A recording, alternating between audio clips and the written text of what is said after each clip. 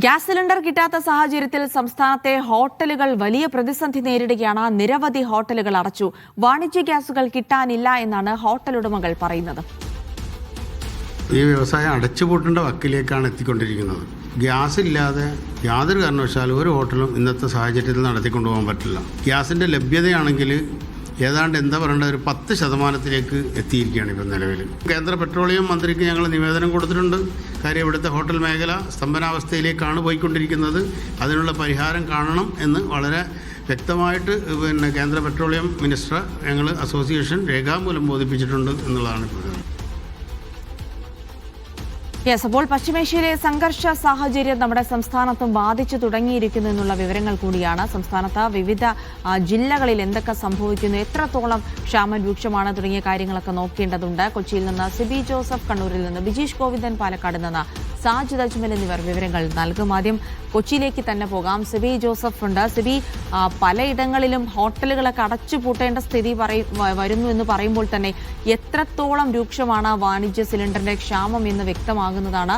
നിലവിൽ ഹോട്ടലുകൾ അടച്ചുപൂട്ടലിന്റെ വക്കിലാണ്. അപ്പോൾ എങ്ങനെയാണ് ഇത് പ്രതിസന്ധി മറികടക്കാൻ ഉദ്ദേശിക്കുന്നത്? നിലവിൽ എവിടെയും ഈ വാണിജ്യ സിലിണ്ടറിന് കിട്ടാനില്ലാത്തൊരവസ്ഥയാണോ? എന്തൊക്കെ സംഭവിച്ചുകൊണ്ടിരിക്കുന്നു കൊച്ചിയിൽ ഇപ്പോൾ? ജിൽസ്, തീർച്ചയായും വളരെയധികം ഈ ഗ്യാസ് സിലിണ്ടറിൽ കിട്ടാൻ കഴിയാത്ത ഒരു സാഹചര്യമാണ് ഇപ്പോൾ എല്ലാ ഹോട്ടലിലും ഉള്ളത്. പ്രത്യേകിച്ച് ഒരു അടച്ചുപൂട്ടൽ ഭീഷണിയിലാണ് കൊച്ചി നഗരത്തിലെ എല്ലാ ഹോട്ടലും എന്ന് പറയാം. 2ഉം 3ഉം സിലിണ്ടറുകൾ ഒരു ദിവസം വേണ്ടയിടത്ത് വളരെ കുറച്ച് സിലിണ്ടർ മാത്രമേ ലഭ്യമാകുന്നുള്ളൂ. മാത്രമല്ല, ഇങ്ങനെ പോയി കഴിഞ്ഞാൽ 1-2 ദിവസം കഴിഞ്ഞ് കഴിഞ്ഞാൽ ഹോട്ടലുകൾ പൂർണ്ണമായും അടയ്ക്കേണ്ട സാഹചര്യമാണെന്ന് ഇവർ തന്നെ പറയുന്നു. ഞാനിപ്പോൾ നിൽക്കുന്നത് കൊച്ചിയിലെ ഒരു ഹോട്ടലിലാണ്. ഇവിടെയൊക്കെ ഈ കഴിഞ്ഞ ദിവസങ്ങളിലായി വളരെയധികം ഗ്യാസിൻ്റെ ഒരു ക്ഷാമം അനുഭവപ്പെടുന്നു. ഇവർ തന്നെ പറയുന്നു ഈ ഹോട്ടൽ ഇത്തരത്തിൽ മുന്നോട്ട് പോകാൻ കഴിയില്ല, അടച്ചുപൂട്ടേണ്ട സാഹചര്യമാണെന്ന് പറയുകയും ചെയ്യുന്നു. ഇവിടെ ഹോട്ടൽ ഉടമയായ ഇക്ബാൽ നമ്മളോട് ചേരുകയാണ്. എന്താണ് ഇപ്പോഴത്തെ നിങ്ങളുടെ പ്രതിസന്ധി? എങ്ങനെയാണ് ഗ്യാസ് പ്രൊഡക്ഷൻ കംപ്ലീറ്റ് നിർത്തിവെച്ചിരിക്കുന്ന ഏജൻസി നമ്മളോട് പറയുന്നത്? അപ്പം ഈ ഒരു സാഹചര്യത്തിൽ ഞങ്ങൾക്ക് ഹോട്ടൽ നിർത്തിവെക്കേണ്ട ഒരവസ്ഥയാണ്, അടച്ച് പൂട്ടേണ്ടി വരുന്ന അവസ്ഥയാണ്. അപ്പോൾ ഇനി മുന്നോട്ട് ഇന്നത്തേക്കുള്ള മാത്രം സ്റ്റോക്കേ ഞങ്ങളുടെ കയ്യിലുള്ളൂ. നാളത്തെ അവസ്ഥ എന്താണെന്ന് പറയാൻ പറ്റില്ല. കാരണം ഒരു വിധത്തിലും എവിടെ നിന്നും കിട്ടാനുള്ള ഒരു ചാൻസും ഇല്ല. ഗ്യാസ് വിതരണക്കാർ എന്താ പറയുന്നത്? ഗ്യാസ് വിതരണക്കാർ അവരുടെ അടുത്ത് സ്റ്റോക്കില്ല. കാരണം പ്രൊഡക്ഷൻ കംപ്ലീറ്റ് എല്ലാ കമ്പനികളും നിർത്തിവെച്ചിരിക്കുന്നതെന്ന് പറയുന്നു. ഈ സാഹചര്യത്തിൽ അവർക്ക് തരാനുള്ള യാതൊരു ഉറപ്പുമില്ല. നിങ്ങൾക്ക് ഒരു ദിവസം എത്ര സിലിണ്ടർ വേണ്ടി? സിലിണ്ടർ വെച്ച് ഒരു ദിവസം വേണ്ടി വരുന്നുണ്ട്, ഉപയോഗിക്കേണ്ടി വരുന്നുണ്ട്. അപ്പോൾ ഇന്നത്തേക്കുള്ള സ്റ്റോക്ക് മാത്രമേ ഞങ്ങളുടെ കയ്യിലുള്ളൂ. എല്ലാ ഹോട്ടലിൻ്റെ അവസ്ഥ ഇതാണ്.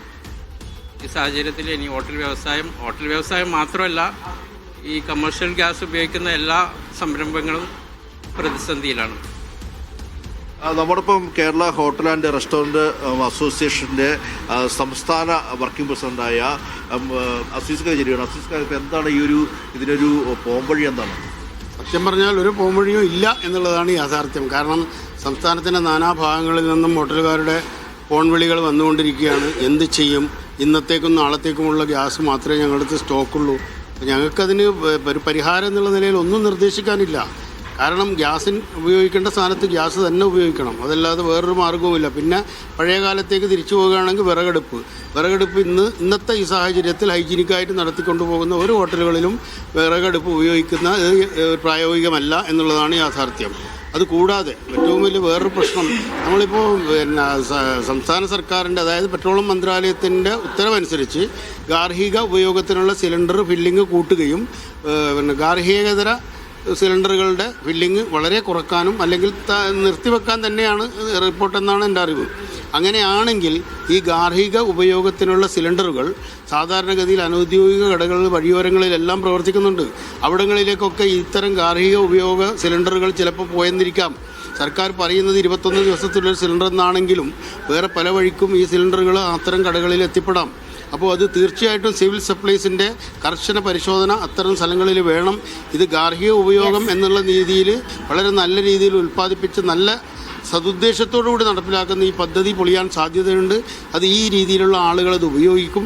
ഞങ്ങളെപ്പോലുള്ള ലൈസൻസ്ഡ് ഹോട്ടലുകാരെ സംബന്ധിച്ച് അത് ഉപയോഗിക്കുന്നത് പ്രായോഗികമല്ല എന്നുള്ളത് വേറൊരു വ്യക്തമാണ്. അതായത് വലിയ തരത്തിലുള്ള ക്ഷാമം നേരിടുന്നപ്പോൾ ഗാർഹിക ഉപയോഗത്തിനുള്ള സിലിണ്ടർ മാത്രമാണ് നിലവിൽ കൊടുക്കാനുള്ള നിർദ്ദേശമുള്ളത്. മറ്റുള്ള സിലിണ്ടറിന്, വാണിജ്യ ആവശ്യങ്ങൾക്കുള്ള സിലിണ്ടറിന്റെ ക്ഷാമം നേരിടുന്നത് കൊണ്ട് തന്നെ ഹോട്ടലുകളൊക്കെ വലിയ പ്രതിസന്ധിയിലായി നിൽക്കുകയാണ്. കൊച്ചിയിൽ നിന്ന് അത്തരം കാര്യങ്ങളൊക്കെ ശരിവെക്കുന്ന വിവരങ്ങൾ തന്നെ തന്നെയാണ് ഹോട്ടൽ ഉടമകളൊക്കെ പറയുന്നത്.